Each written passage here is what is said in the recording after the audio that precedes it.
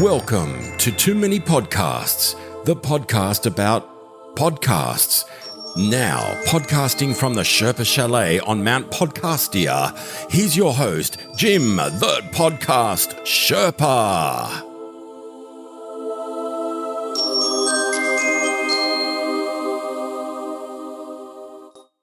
Thank you so much, Mr. Bruce, and thanks to everybody for tuning in to listen to Too Many Podcasts this week. It's me, Jim, your personal podcast Sherpa.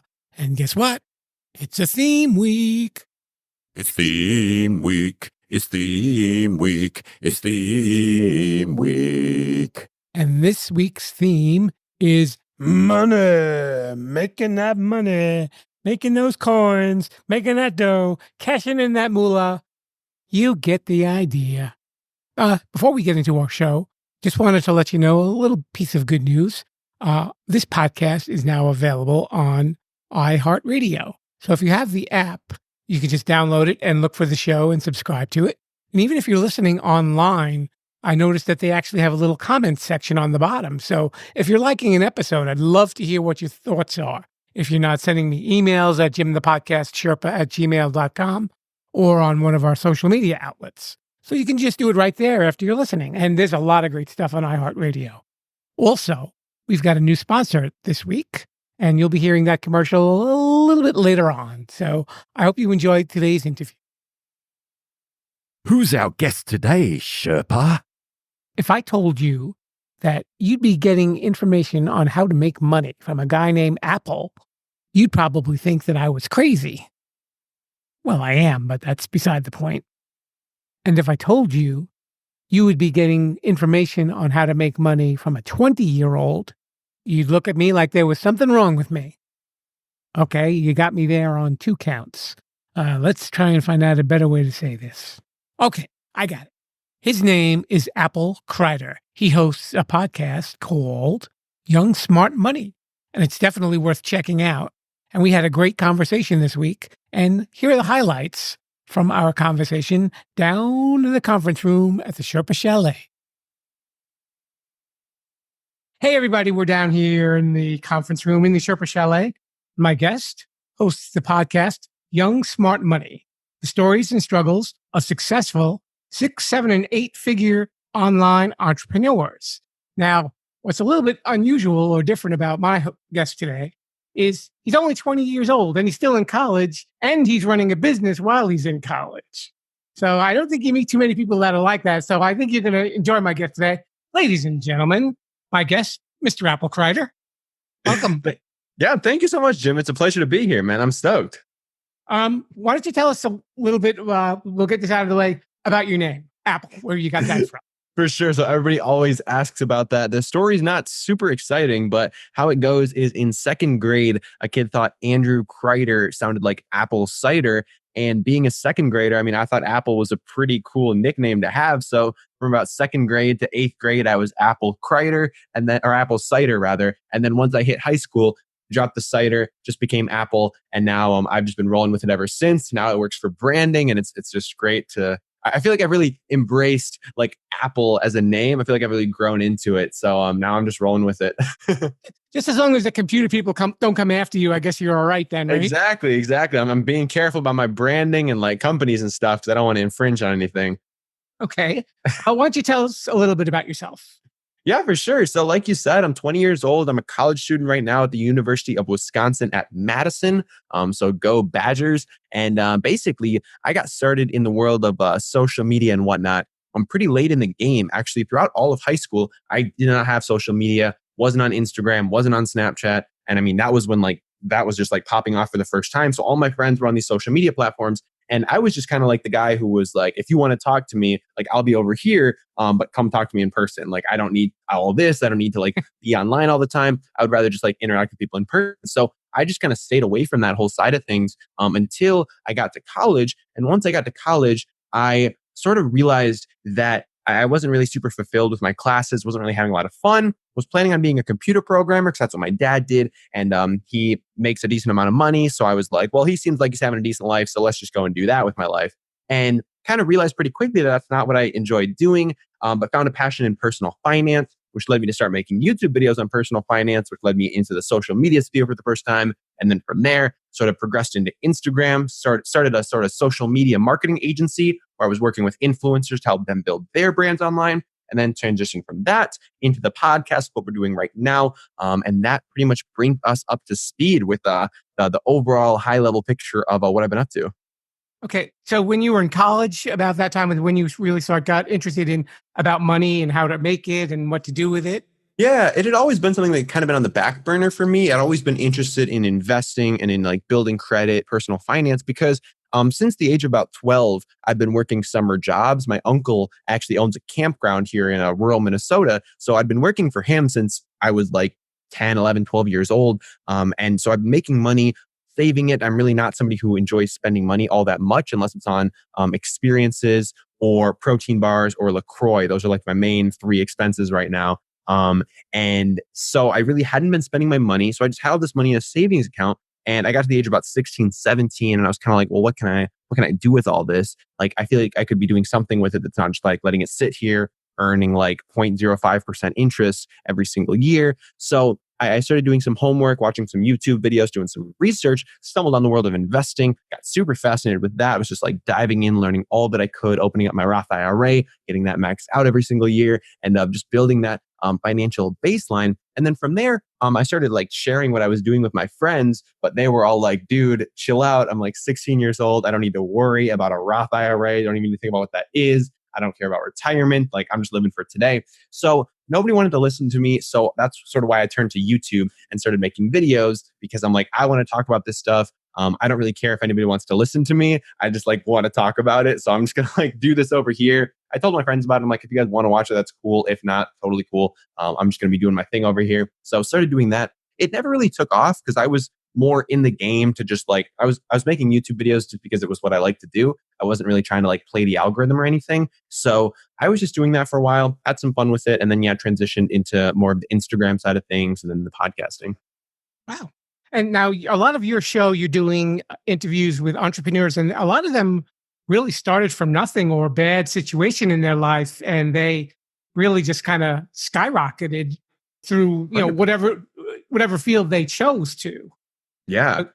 Was there any stories that were particularly inspiring for you personally? Well, my favorite interview by far has been with somebody who I've looked up to since the beginning of middle school, which is it's crazy. I never in a million years thought I would get to interview this person. It even thinking about it now just like gives me chills that I was able to interview her. And her name is Syra. And she's a Grammy award-winning rapper. She won a Grammy back in 2013 off of a song called Bangarang, which I'm sure a lot of you guys would recognize if you heard it. But I never in a million years thought I would get to interview her because she was like in middle school. She was one of the only artists that I listened to her music. Like I didn't listen to like anyone except for her.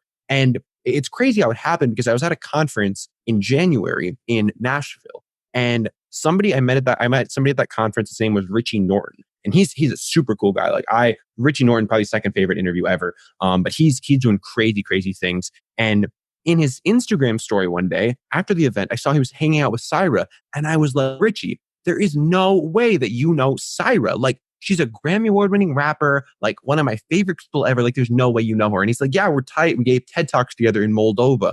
And I was like, what are the odds? Like, what are the odds? There's a random dude that I met at an event, gave a TED Talk with Syra in Moldova. I'm like, mind is blown. So it says like in that message, he's like, hey, do you want to have her on your podcast? And at that point, my mind was just completely blown. I'm like, there is no way I'm about to interview Syra on my podcast. So he literally, like 2 minutes later, I got a text on my phone saying, hey, it's Syra. Let's get this podcast lined up. And at that point, I'm just floored. I'm like, I'm in a dream right now. This can't be reality. Like, there's no way that this is actually happening. So that interview was phenomenal because she came from some serious struggles. I mean, from being abducted as a child to really having like no family to speak of.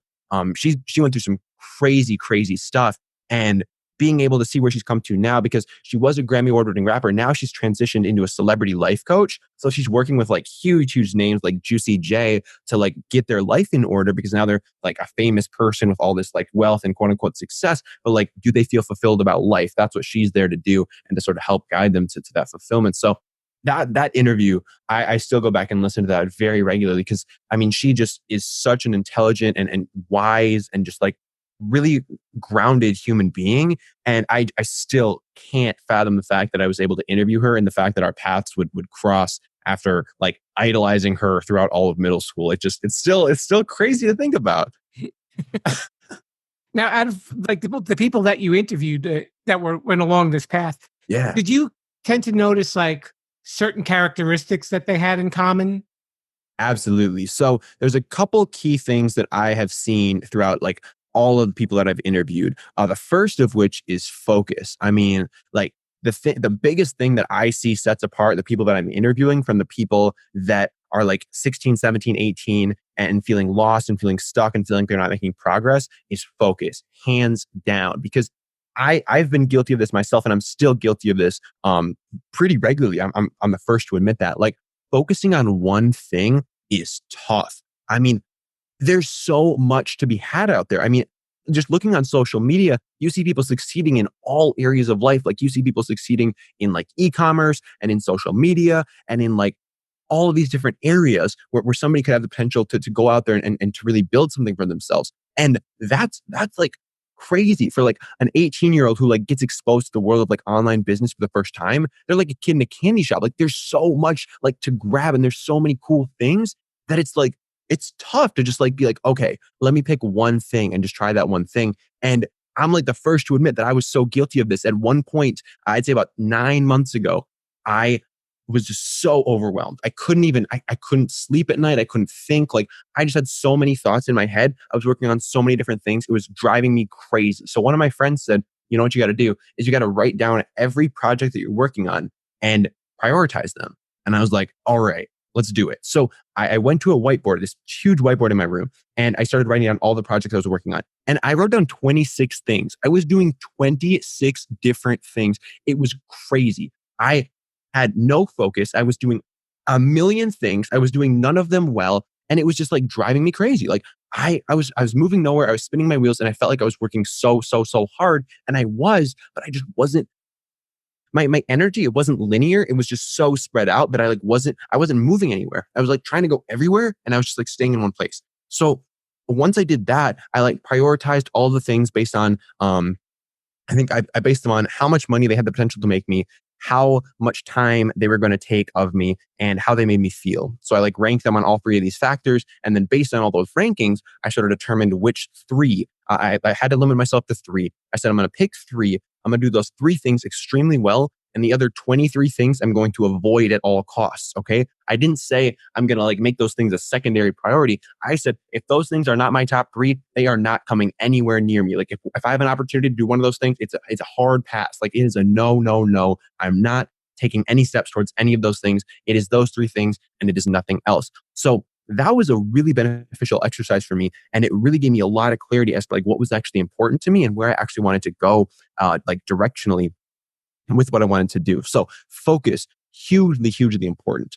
Also very important is having goals. I see a lot of young people, especially getting started on things like they might start a podcast or they might start selling on Amazon or they might start like any number of things, but they don't have a goal in mind. They start a podcast. They ask me for advice. The first question I ask them is like, okay, why did you start a podcast? Like, what's your objective here? And they say, oh, well, I saw so-and-so started a podcast and they were doing well.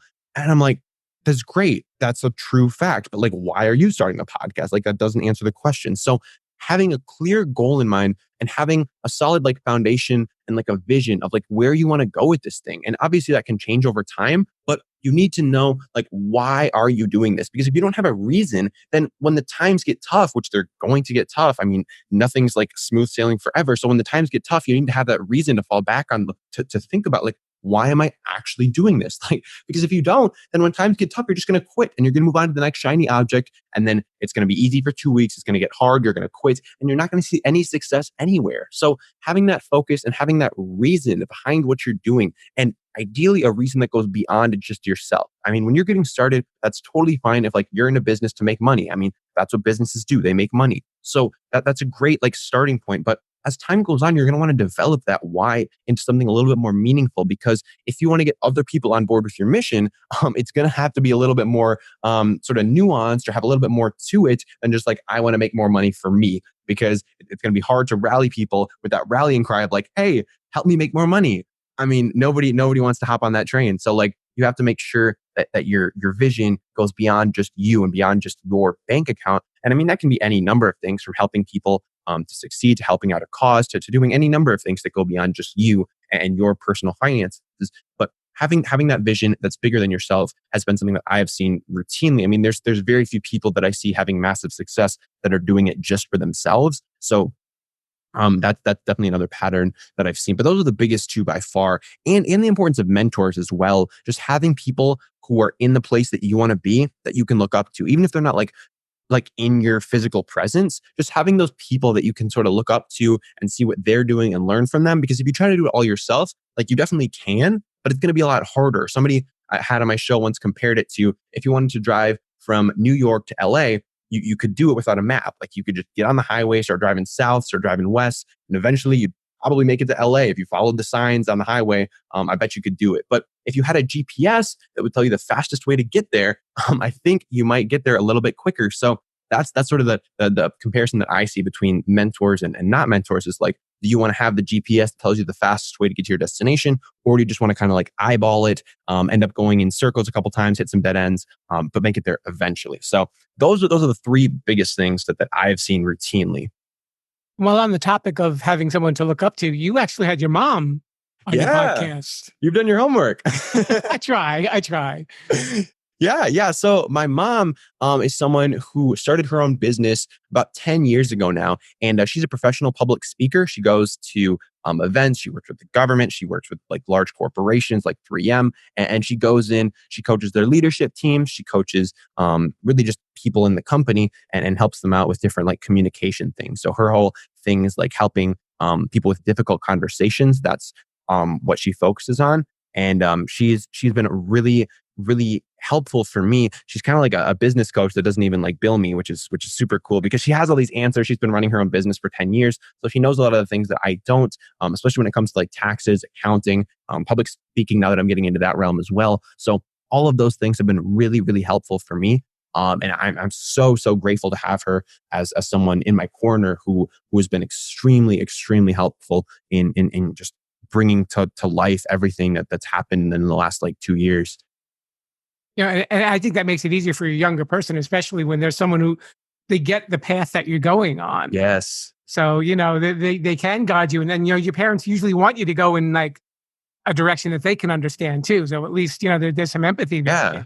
Yeah. I mean, parents, for the most part, parents want their kids to be safe. They don't want their kids to get hurt. Like, they don't want to see you fall down. So they're going to like push for the path that's going to have the lowest chance of you falling down and getting hurt.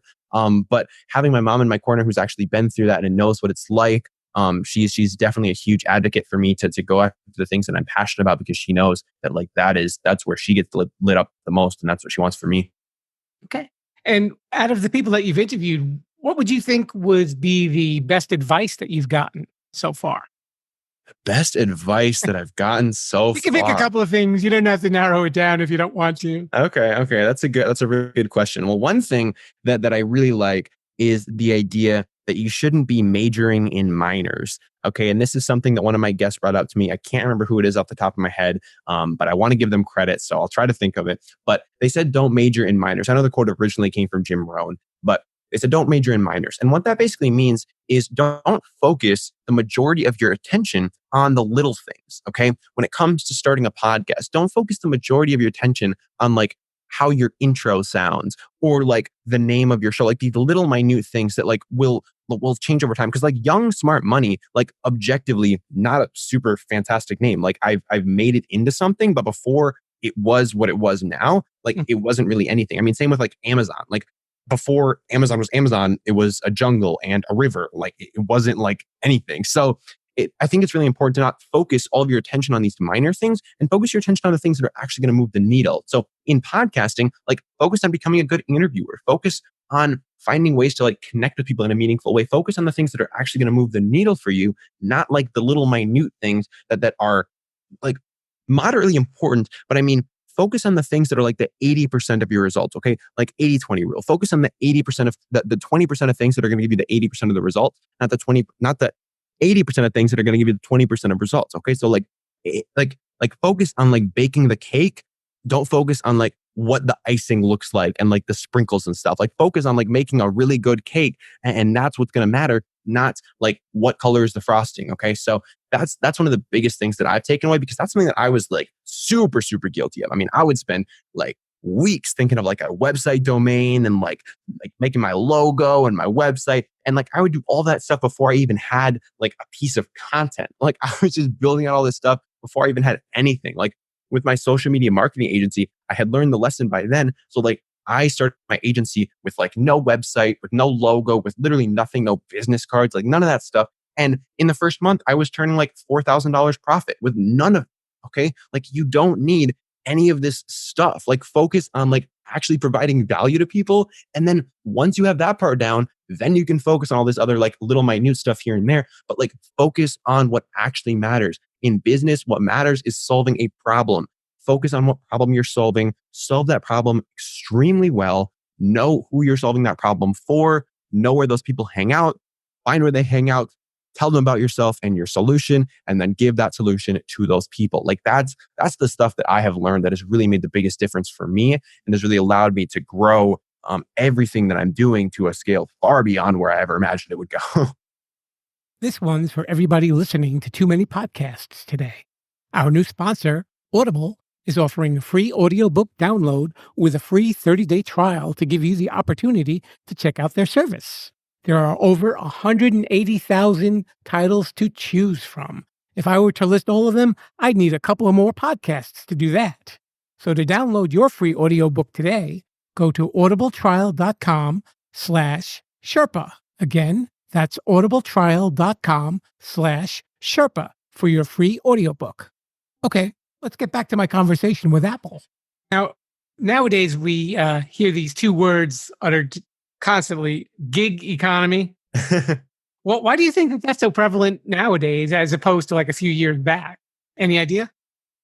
Yeah, so I think the rise of the gig economy is something that I'm super on board with. Like I started driving for Postmates and Uber Eats like the day I turned 16, because you had to be 16 to drive for them. So like I've been in this game ever since it started. And I think the main draw here is like the flexibility. Like a lot of young people, like they don't see themselves, the people I talk to, they don't see themselves working at the same job for like 40 years. Like that's just not something that a lot of people are looking forward to, or like even thinking about at all. So I think the gig economy really provides people with a lot of flexibility to really like choose what they want to do, to like flow between things, to try as many things as they want. Because I think that's one of the most important things for young people, is just get out there and try different things. Because if you like pigeonhole yourself into one thing at the age of like 20 and expect you know what you're going to do with the rest of your life, like, I don't know, that just seems crazy to me. Like I'm 20 years old. I have no freaking clue what I'm going to do with the rest of my life. Like that book is so wide open. There's so many blank pages that I can just write whatever I want on. So I'm just like, I can't even imagine somebody like locking themselves into a path that early on, if not even earlier. So I think the gig economy is just there because people, yeah, they don't want to lock themselves into something super long term that they don't know if they're actually going to find fulfillment in it. And just that flexibility. I mean, the word entrepreneur is super like glorified now, a lot more than it used to be. But I think people just want to have that flexibility, have that freedom to really structure their lives how they want to structure it. And I think that's just something that's really valuable and hasn't really been around for very long. But I think it's definitely here to stay for sure. Yeah, I think, you definitely raise a good point, because I think when you look back to like the 50s and the 60s, probably to your parents or your grandparents, you got out of school, you got that one job, you stayed there until you retired. But now, with the way that the world goes, you don't always have that security. So, the gig economy is saying, okay, well, now it's time to keep your options open. Exactly. I mean, my grandpa worked at 3M for like 45 years. And that was nothing out of the ordinary. I mean, that's what people were doing. Right. And would you say that there are certain side hustles that are smarter than other ones, or just go out there and try them all? Yeah, I mean, I would say just start trying stuff, to be honest, because I mean, it really depends on what you like. I'm a huge proponent in like doing what you like is the way to go. Like I'm just somebody who's very optimistic in the fact that like if you find something that you're truly passionate about, I truly believe that you can make it work. Like I truly believe that if you have something that you really love doing, I 100% believe that in the world we live in today, you can find a way to make 30, 40, 50, 60, $70,000 a year doing that. Like I wholeheartedly believe that there are so many opportunities today that it's mind boggling how many things we have at our fingertips. So I think just go out there and start trying things. Something I talk about a lot is like operating in phases. So if you don't know what you want to do, what I like to do when I don't know what to do is I'll work in phases or kind of seasons. So I'll pick like one thing that I'm going to focus on for the next like 1 to 3 months. And I'm going to go all in on that thing. I'm going to learn as much as I can. I'm going to execute on that thing so hard. Like I'm going to put all my time, energy, effort, attention into that thing because I want to figure out, is this something that I want to do? Yes or no? And by the end of that 1 to 3 months of going really all in, like executing, I see a lot of people just consuming content and not executing. The whole point of this is execute on to see if you actually like doing it. So you execute on that thing and then you figure out, okay, is this a yes or is this a no? If it's a no, awesome. If it's yes, awesome. But then you just move forward with that information and then you keep operating in season until you really hone in on like what are some core characteristics that you really enjoy and then what are the things that you really don't enjoy. And then you can sort of find what you want to do from there. So I think it's really important instead of bouncing around between 8,000 different things at the same time, like dedicate some time to one specific thing for you to really take some time, get kind of good at it so that you're not just in that early stage where like, oh, learning is fun. I'm like learning how to do all this cool stuff. And then you got to get to the part where it gets a little bit challenging. Okay. Because if you never get to that part, then you're always going to think, oh, that's such a cool thing. Like I'll come back to that. But when you come back to it, it's going to be harder. So make sure that you give things some time. You really go all in on them and you execute as well. Don't just get stuck in the learning phase where you're watching like 8 hours of YouTube videos a day because sure, that's great. And you can call yourself a social media expert, but you're really not getting anywhere. You're really not like learning anything until you actually start doing. Mm-hmm. And, that's funny. You're really kind of getting back to the point that you made about focus. You really have to hone down to what you want to do and what you want to be good at. 100%. I mean, that's a huge theme in my life right now is just really developing that focus because it's something that I'm still very much working on. And I just see how beneficial it is. And I'm even seeing results in my own life of just really being mindful about how focused I am and really taking my projects very strategically, going all in on them. Until they're done. So again, making a season out of it, going all in on this one thing until I complete it, until it is done, until it is amazing, and then moving on to the next thing, not trying to balance all these plates at the same time because I just see that as inefficient and not really moving me closer to the place I want to be. Okay. And I know one thing about you, you're very heavily into social media promotion, or like I said, where you previously weren't even interested in it at all.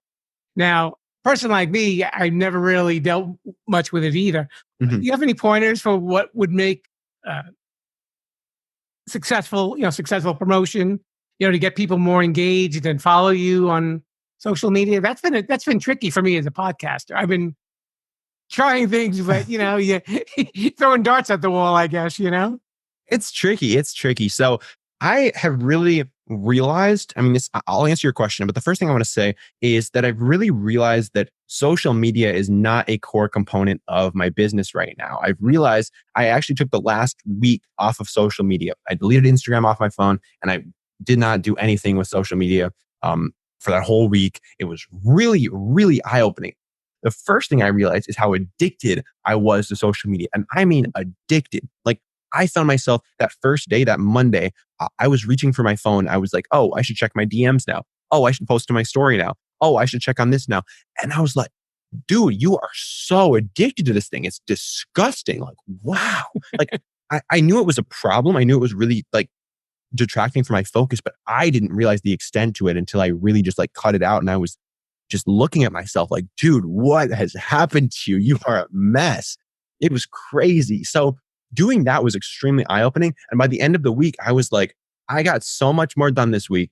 I landed more clients. I made more money. I built out my network even more. Like I had this like idea in my head of like, I put out a podcast episode every single day. So I'm like, and the way that I network with my guests and reach out to them is on Instagram. So I just had this idea in my head of like, well, I can't get off Instagram because then my podcast dies. And that's how I usually promote my podcast as well. So I was like, well, there's no way I can do this. Like it just can't happen. But then I sort of shifted my mindset. I took the old Robert Kiyosaki, Rich Dad, Poor Dad approach. And instead of saying, I can't do this, I asked myself, how can I do this? So I said, how can I get off social media? And so what I did is I still manage a couple clients' accounts from my old social media marketing agency. So I brought in a buddy of mine. I paid him like $150 to manage all my accounts for the week. And I was like, man, just take care of this. I just need to get off of Instagram. So I paid him some money. I deleted Instagram off my phone. And it was crazy, super eye-opening. Would highly recommend it to anyone who is extremely active on social media. Like, take some time. It's not going to kill your business. If it is going to kill your business, I'd be very worried about your business. If it's 100% reliant on the fact that you're on social media every day, might be a little bit of a red flag. So by doing that, recognize that social media, Instagram, not a necessary part of my business, and that I can continue to grow my podcast and continue to grow my income without being on Instagram 24/7. So that's the first thing I would say, is that it's not like social media, not an essential business tool for everyone. For some people, it can be, but for the most part, not essential. But if you do want to improve your social media game, what I would tell you is it's simple, but it's not easy. Okay, it's simple, but it's not easy. I find a lot of things to be simple, but not easy. And simple, but not easy is that you need to post consistent, valuable content every single day. Like that's how I grew. I grew my page from like 1,000 to like probably like 10,000 followers in like 4-week span, maybe, just by posting consistent, valuable content every single day. I think I was posting like 3 times per day. Just valuable content that I found, that I created. And through that, was able to grow the page very quickly. And then I kind of realized that that's not really what I wanted to be doing, because what ended up happening, and what happens because I was just posting like viral entrepreneurship content. So what happened was I got a lot of followers that were interested in entrepreneurship, but they weren't necessarily interested in Apple Crider. So there was kind of a trade-off there. I was able to get more followers they engaged on my stuff. They're real people, but they're just not as interested in Apple Crider as I would have liked. And if I would have grown my account more slowly over time, I could have made sure that everyone that found my stuff was super interested in me and not just in the like viral content that I was posting. But it's kind of a trade-off. And I would say the biggest thing is just like, make sure that you're really connecting with people, because social media is a tool for connections. Like, it's not a tool to boost your ego. It's not a tool to like boost your numbers. Like, it's a tool to connect with people. And that's what I really come back to every single time. So I make sure that I'm really having quality connection with people rather than just like trying to boost my numbers, because my ego doesn't need to get any bigger than it is. Like, I don't want to use social media as like an ego tool. Just personally, I see a lot of people doing that. And like, if you want to do that, that's totally your prerogative. But like, I would just prefer to use it as a tool to really meaningfully connect with people. And that's where I see the most like fulfillment in what I do, is really seeing other people grow, not just seeing like my number of followers grow. Okay. And I know you did an episode about certain apps that you've used on your phone or your tablet that actually helped you earn a little money. Yeah. So back in, I guess it was probably when I was 16, I was, like I said, I was getting super into the gig economy. I was delivering food all the time, was doing all these like random like side gigs. I actually have some I don't think I still have the app on my phone, but like they still text me from time to time. It's this event. It's this like, it's an app that like lets you work at events for the day. So like if an event is coming to town and they need to hire a bunch of workers for the day, they'll hire this app. This app will text out a bunch of people and they'll say, hey, do you want to work at the convention center today from 10 a.m. to 10 p.m.? Yes or no? So one of those apps I actually just did like 2 weeks ago, because somebody that I knew was coming to town. They were hosting a conference and I wanted to go, and they were like, we'll pay you to go watch this conference. And I was like, fantastic. I could use some personal development and get paid to do it. So I still do those from time to time. But yeah, so some of the apps that I use, the one that I use the most is probably called Postmates. And it's basically like Uber Eats. But yeah, you just basically deliver food. It was super fun. I got to learn my city very well, just like driving around, listening to podcasts all day. It was like a super sweet gig. Sometimes was making like $30 an hour plus, which was super cool. After gas, probably came down to about, I don't know, like 25 or something. But definitely not like terrible money for a 16-year-old. I mean, cool stuff to do on the weekends and during school breaks and during the summer and whatnot. So that was an app that I used a lot. I think the one that I'm talking about with that books you for events is called Shift Gig. They might have rebranded to Headway. One of those two names will get you there. Okay. But that one's really cool for like local events and just like one day gigs. But those are the two biggest ones that I use. And between those two, I mean, I probably made close to like, I don't know, somewhere around $5,000, $6,000, $7,000 while I was like 17 years old, which I mean, again, not crazy money, but like for a 17-year-old, just like working on some weekends here and there, Wasn't terrible. Yeah. Okay, I'm going to throw you a hypothetical question at you. I know that you're into investing in the stock market. Mhm. What would you do if somebody gave you $100 right now? And I had to invest it in the stock market, or I You could could do do whatever. no, anything. If you had your option as to what would you do with that money? $100. That's a good question. So, think what I would do is, oh man, that's tricky because, that's such a good question. That's such a good question.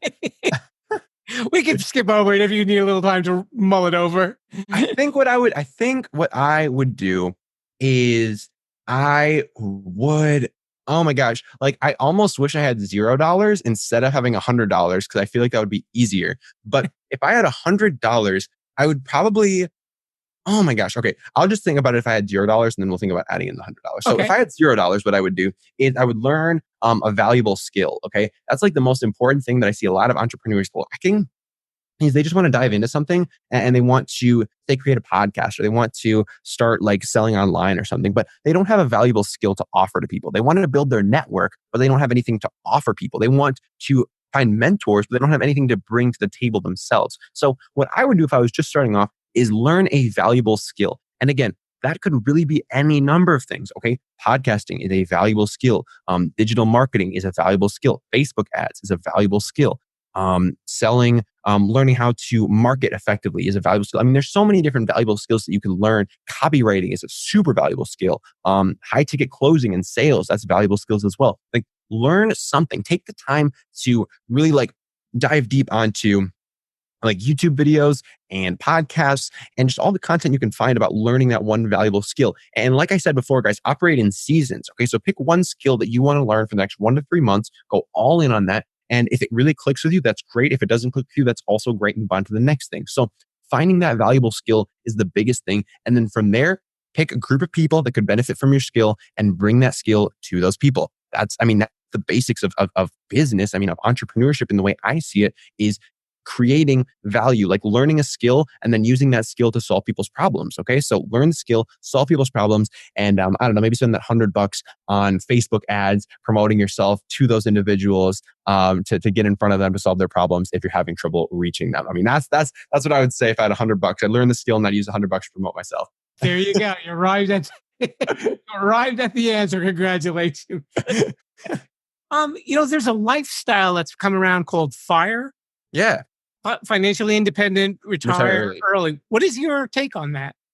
I love it, man. I love it. I'm super active in the personal finance creator community. There's an event called FinCon that I went to last year for the first time. And then this year I'm actually going back and speaking.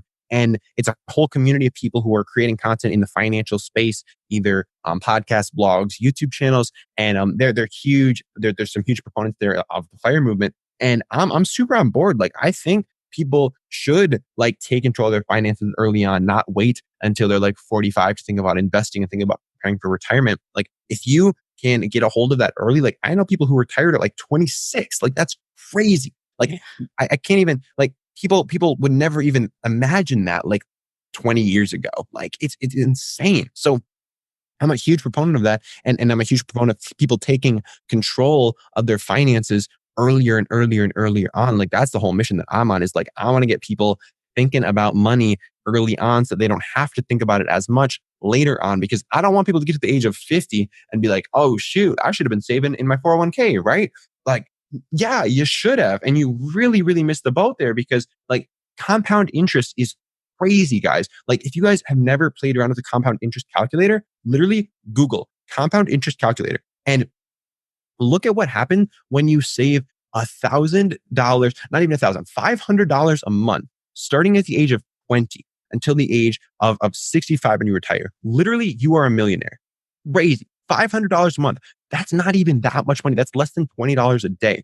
And I mean, for some people, that might seem like a lot right now, but it's insane how compound interest works, because if you wait until you're 25, that amount gets cut in half pretty much. If you wait till you're 30, that amount gets pretty much cut in half again. So it's bananas to think about how exponentially important it is that you start investing early, because again, time is your best friend, but it can also be your worst enemy if you wait too long. So I'm huge on FIRE movement. I'm huge on taking control of your money today. and not waiting until tomorrow. Okay. And since this is a show about podcasts, and we always have podcast hosts on, I'm curious as to what podcast you're listening to. I'm sure you probably have a pretty good selection there. Yeah, I mean, I'm kind of all over the place with podcasts. Lately, I've been listening to a lot of Jim Rohn. So I got this. It's not quite a podcast, but I got on Audible. There's this 12-hour collection, like best of Jim Rohn, that one of my podcast guests actually recommended to me. I've already listened to the thing about 1.5 times over, and I've just gotten so much value out of it. I love Jim Rohn so much. That dude, like literally, if you listen to like the personal development guys today, 99% of what they say is just Jim Rohn regurgitated. Like this dude is like, he's got so much amazing content. So that was kind of a cheat answer. So I'll give you a real answer. I'm also listening to Entrepreneurs on Fire by John Lee Dumas. That one's a classic for sure. I actually just had John on the podcast, and he's an absolute legend. I'm also listening to Smart Passive Income from Pat Flynn. I really like the Online Marketing Made Easy podcast by Amy Porterfield. She's a legend as well. But those are the 3 big ones that I'm listening to, I would say. But for the most part, I really do bounce around a lot. I like Planet Money actually a lot by NPR. That one's kind of a classic. I've been listening to NPR since I was like 8 years old in the car with my parents driving to school. So that one's a good one for sure. Okay. And this, of course, brings us to the portion of the show where we call it Shameless Self-Promotion. Shameless self-promotion. Shameless self-promotion. And that's where you get to let our listeners know where they can get in touch with you or where you're going to be. Awesome. Well, yours. Yeah, thank you so much. Well, the best place to find me is my podcast, Young Smart Money. You can find that on iTunes, Spotify, Stitcher, all of the podcast platforms. If you guys want to learn more about how I started my podcast and grew it to a top 100 business podcast, you can head over to applecrider.com/podcast. Put together a free like video training for you guys if you want to like learn about how I was able to do it, monetize it, connect with influencers, all that good stuff. And then one more freebie I want to give y'all is if you go to applecrider.com/cheat sheet, you can download the free cheat sheet where I break down the 16 different income streams that led me to create a $10,000 per month income stream with my podcast. So if you guys want to learn how that works, that's applecrider.com/cheat sheet. Otherwise, that's me. Instagram is applecriderofficial. If you guys want to connect with me there, I'm planning on being a lot less active over there, but I'll still respond to all your messages eventually. Just might not be within a few days. And if you're listening very carefully right now, that's the sound of people's heads, the gears going on in their brain saying, I think I'm going to make me some money. And that's what it's all about, Apple, right? There you go. Providing value, solving problems, making some money in the process. That's the name of the game. Yeah. So like I said, check out Young Smart Money. You will definitely learn a lot, not just about people, but what you can do to be like those people as well. And, you've definitely got a great leader here, leading the charge. Thank you. I appreciate that, Jim. Apple Crider, thank you very much for being on the show. Jim, it's been a pleasure.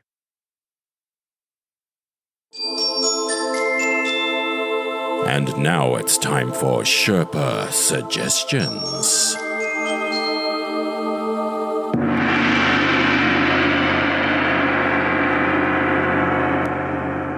If you like podcasts like Apple's, here's a few other podcasts to check out that have to do with making money and entrepreneurship. How to Money, Eventual Millionaire, the Gary V audio experience. He's very popular among the entrepreneurial crowd. How I Built This with Guy Raz, and Snacks Daily from Robinhood Financial. And just a word of warning, everybody. Be careful who you take your financial advice from, or else you'll end up like me, trying to sell a combination Thigh Master ice cream maker.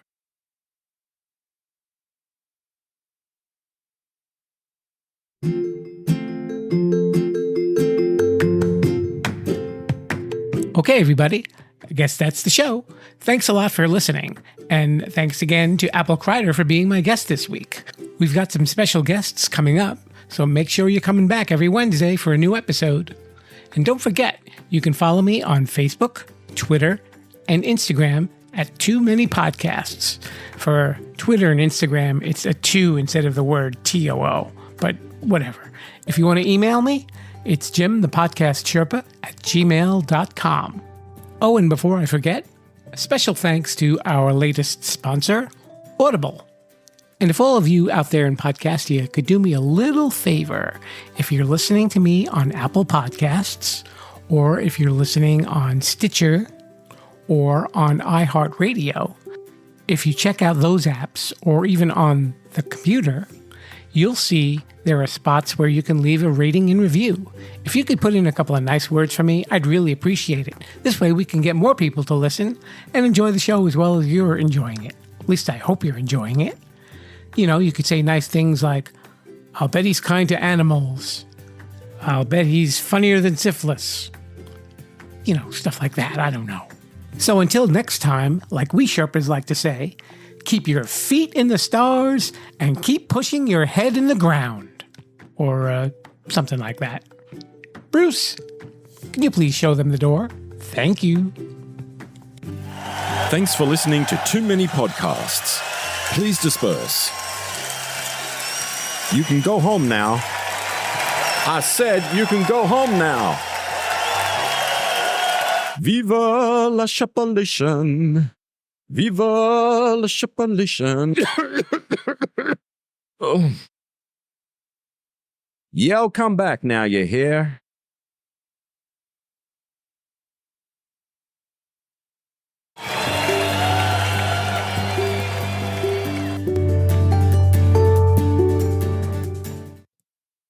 Hold on. Don't go just yet. Just want to remind you that next week we will be having an interview with Nyla from the podcast Greener Thoughts. And the week after that, we will be featuring an interview with Jasmine Shojai, Australian supermodel turned actress. Make sure you come back and check them out, okay?